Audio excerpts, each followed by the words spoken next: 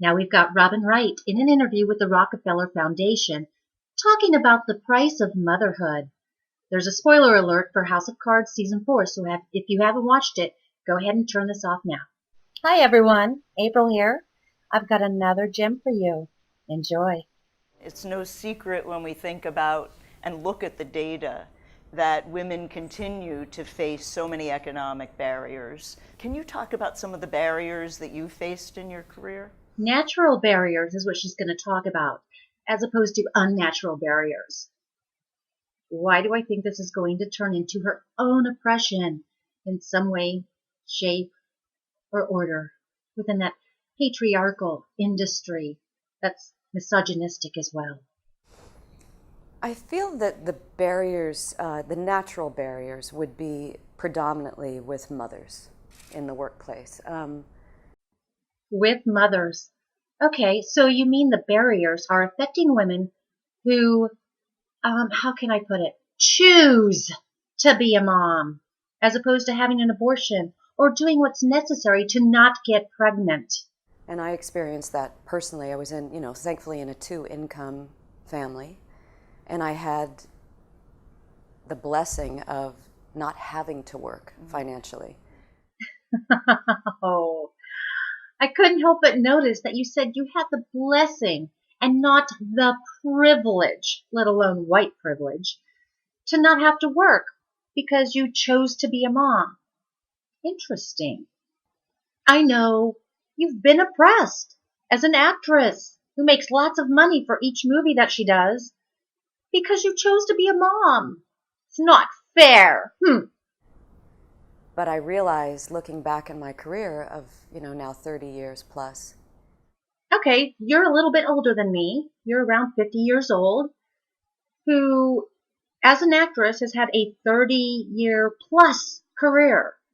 Now, I looked and I saw that you began acting at age 18 on that soap opera that really, really sucked. Never mind that fact. But you started acting at 18. You had 30 plus years acting. You're 50 now. So maybe as a mom, you took off 2 years?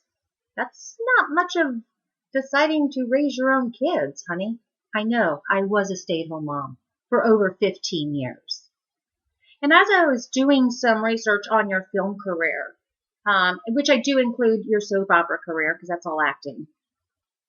I'm not sure exactly when you really took some time off to be a mom because you met the father of your kids, Sean Penn, in 1990, got pregnant with your first kid, and you were back to work in 1992.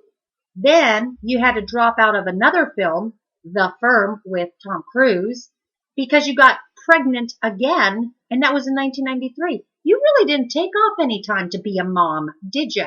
So again, how were you oppressed? Because I wasn't working full time, I wasn't building my salary bracket. And if you don't build salary bracket with notoriety and, presence, then you're not in the game anymore. You become a B-list actor. So I got knocked out of the A-list category, saying, well, you're not box office material. Oh, Lordy. You're blaming the unfairness of not being able to build your salary bracket because you chose to be a mom. And as far as I can tell, you were not a stay-at-home mom. You were working throughout the majority of your 30-year plus career. You were working while being a mom.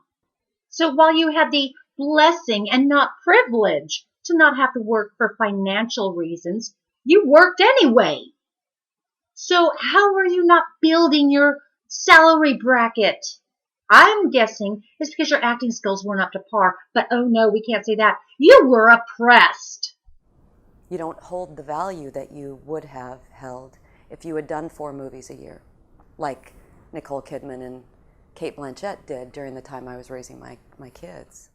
So the fact that other actresses were able to put out 4 movies a year, according to your claim, Nicole Kidman and Cate Blanchett specifically, that's your evidence of being knocked out of the game. The same game where you took a very minimal amount of time off work. It couldn't be because you couldn't play the part, you weren't right for the part, they didn't think you fit the part, or that maybe Nicole Kidman and Cate Blanchett and any other actress for any other film you auditioned for were better. And now, kind of on a comeback, at 50 years old, you're like, wow, now my career's back on track and able to work more fluidly. Back on track. I'm trying to figure out when you weren't on track, because your acting career has been really steady throughout your 30-plus year career, despite having kids. Maybe it's back on track because the folks at the House of Cards chose you instead of choosing Nicole Kidman or some other 50-year-old attractive woman to play Claire. Maybe? Or did they decide you were too oppressed and you needed another opportunity? And then you establish yourself. So I think that barrier, it's a pandemic. I mean, let's face it, right? The inequality, what women earn 82% of what their male counterparts make, kind of on an average. A pandemic. Seriously? You're going to spew off the wage gap rhetoric and simultaneously disregard the fact that you chose to be a mom who took off, I'm going to say less than 2 years. And the only role I can find that you lost because you were a mom is with the firm because you chose not to do what's necessary to not get pregnant with your second kid. That's why you lost that job. And you do have to shame and guilt them into it? As opposed to proving yourself on your own merits. And I did it on my show recently. I was like, I want to be paid the same as Kevin. I wonder, did he work more hours than you? Considering the amount of screen time he gets compared to your screen time, surely he wouldn't be paid more just because he's a better actor than you, right? Or that he's the one who drew in the audience and not you. Perhaps she's making the mistake thinking her time is as valuable as mine. A little disclosure here. The only reason I tuned in to House of Cards was because of Kevin, not you. Most of the things I've seen you in completely suck. Most of the things I've seen you in, it's other people carrying your sorry soap opera little friggin' oppressed ass. Because it was a perfect paradigm, an example to use, because there are very few films or TV shows where the male, the patriarch and the matriarch are equal. And they are in House of Cards. Spoiler alert! Spoiler alert! What are you talking about?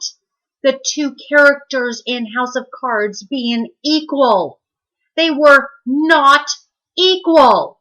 She had a problem with the sacrifices she made throughout the series for his career and leaves him because of it in season 4.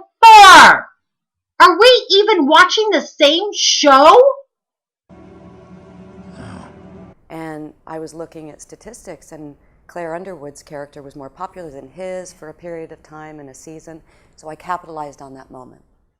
So you can capitalize on statistics showing your character was more popular than his character for a period of time in a season.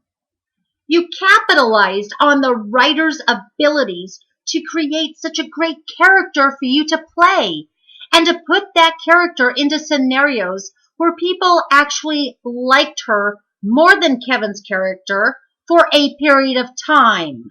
Gee, I wonder if it was when he threw that reporter in front of the subway train. And I was like, you better pay me or I'm going to go public.